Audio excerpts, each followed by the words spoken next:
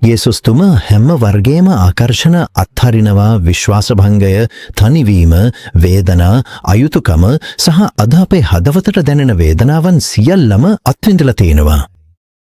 ඔහු මේ සියල්ල පිළිගත්තේ දෙවියෙක් හෝ දෙවියන්ගේ දූතියෙක් ලෙස නොව අප වගේම මිනිසෙකු ලෙසයි.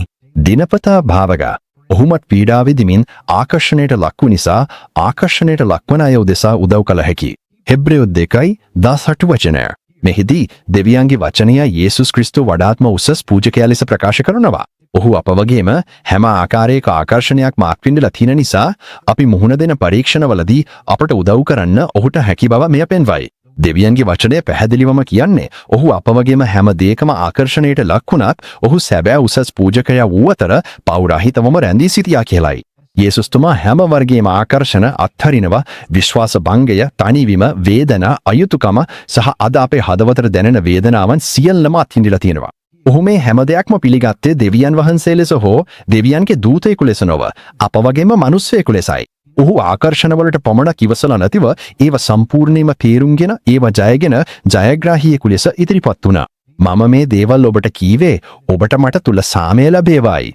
ලෝකයේ ඔබට දුක් කළ යති වෙනවා. නමුත් හොඳින් සිටින්න. මම ලෝකය ජයගෙන තියෙනවා. යෝහන් 16:33. බොහෝ විට අපේ ජීවිතයේ අපහසුතා මුහුණ දෙන විට අපට මතුවෙන්නේ මාව තේරුම් ගන්න කවුරුද කියන ප්‍රශ්නයයි. මගේ තත්ත්වය ඇත්තටම දන්න කවුරුද? නමුත් දෙවියන්ගේ වචනේ තදින්ම අපට සහතික කරන්නේ ඔබට වඩා දෙවියන් වහන්සේ ඔබේ අපහසුතා හොඳින් තේරුම් ගන්නා බවයි. ඔහු අපට අපගේ ආකර්ෂණවලදී උදව් කිරීමට බලවත් තියලා. ඔව්, අපගේ ස්වාමීන් වහන්සේ අපගේ විපත් කාලයේ උදව් කිරීමට බලවත්ය. අපි ආකර්ෂණවලට මුහුණ දෙන සෑම මොහොතකම ඔහු අපට තම කරුණාවත් ලබා දෙයි. අපේ දුර්බලතා ගැන කරුණාව දක්වන්න නොහැකි මහ පූජකයෙකු අපට නැහැ. නමුත් අප වගේම සීළු දේවල ආකර්ෂණයට ලක් වූ නමුත් පෞරහිතව සිටි මහ පූජකයෙකු අපට ඇත.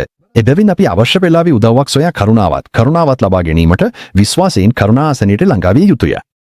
හෙබ්‍රෙව් 4:15 සිට 16 දක්වා අපි කලපවුවන් සහ ඔහුට අප්‍රසාදජනක වූ ක්‍රියාවන් සඳහා ලැබිය යුතු දඬුවමකෝ ඔහුගම පිළිගත් අය ඒ ඔහුගේ කරුණාවයි. ඒ හරහා අපට කිසිදු දඬුවමක් නොලැබෙන ලෙස අප නිදහස් කළාය.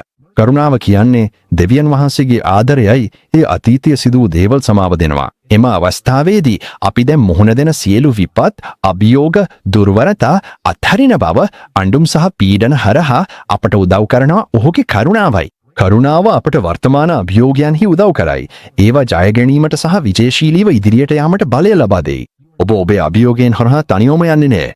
ඔබට උදව් කරන මහත්ම මහපොළොව පූජකයා ඔබ සමගයි. නමුත් සියලු කරුණාවන්ගේ දෙවියන් වහන්සේ ක්‍රිස්තු යේසුස් තුරින් අපව ඔහුගේ සදාකාලික මහා ගෞරවයට කැඳවුවන් ඔබට කාලයක් දුක් විඳිනට පසු ඔබව පරිපූර්ණ කරයි, ස්ථිර කරයි, ශක්තිමත් කරයි සහ නිශ්චල කරයි. පළමු පේතෘස් 5:10. මහත්මන් වහන්සේගේ කරුණාව, පියාණන්ගේ ආදරය සහ පවිත්‍ර ආත්මයන්ගේ සංගමය ඔබ සමග වේවා. ආමෙන්.